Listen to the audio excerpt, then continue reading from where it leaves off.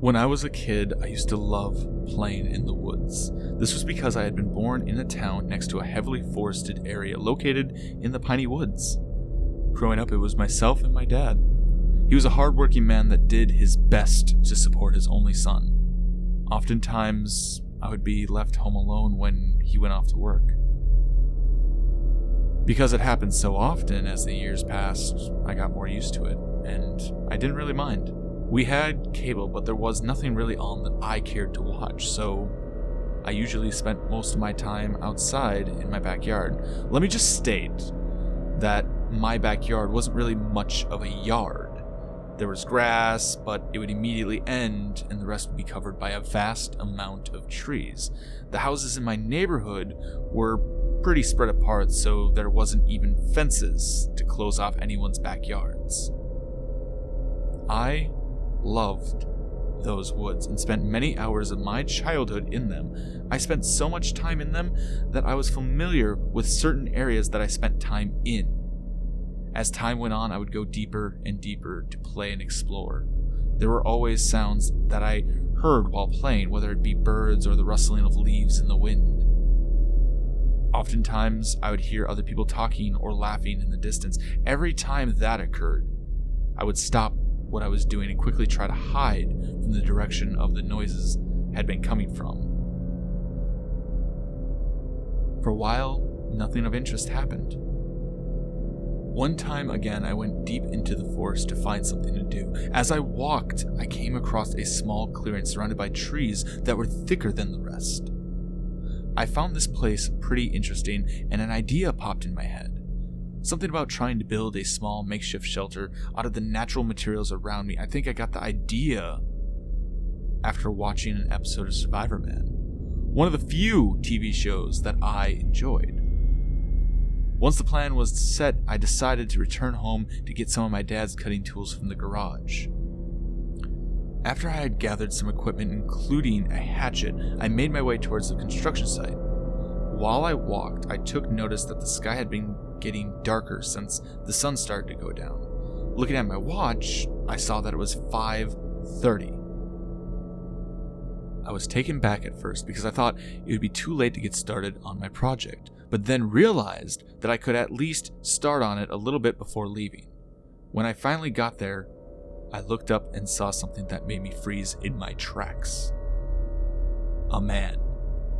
He wore a checkered shirt with some jeans, a camel-colored cap, and had a black bandana wrapped around his mouth. He just stood there, wide-eyed and completely still, as if he had been caught in the act of something. In his hands was a shovel, and from what I could tell, he had been digging in the spot where I had planned to make my shelter. That wasn't all that I noticed.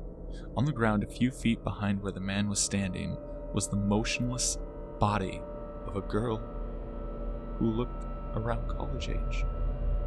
The girl's head laid on its side and faced my direction. Her eyes looked at me, but at the same time they didn't. It's like they stared straight into the abyss as the lights went out. The man made the first move. He dropped his shovel and looked down at the body for a few seconds, then raised his head and gazed back at me. He then began to speak. "Hey kid, let's not do anything crazy. I'm not gonna hurt you." Instinctively, I had raised the hatchet I had brought along high above my head, and without a second thought, I threw it at him, albeit way too high. He ducked, and as he did, I could see the anger in his eyes. I turned and ran back towards my home as quick as I could. In the background, I could hear him chase after me by the sound of feet pounding against the dry ground and the leaves being stepped on. Something else was heard that broke the repetition. A big object hitting the earth. While I continued to run, I turned my head and noticed that in the distance, the guy had tripped and fallen over.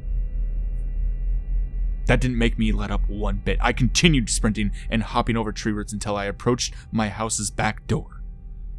I closed it quickly and ran into the kitchen where the phone was and dialed 911. After the operator said the police would be on their way, I grabbed the kitchen knife and pinned myself in front of one of the couches whose back was facing towards the back door. I waited for the man to appear outside the glass sliding door, but he never came.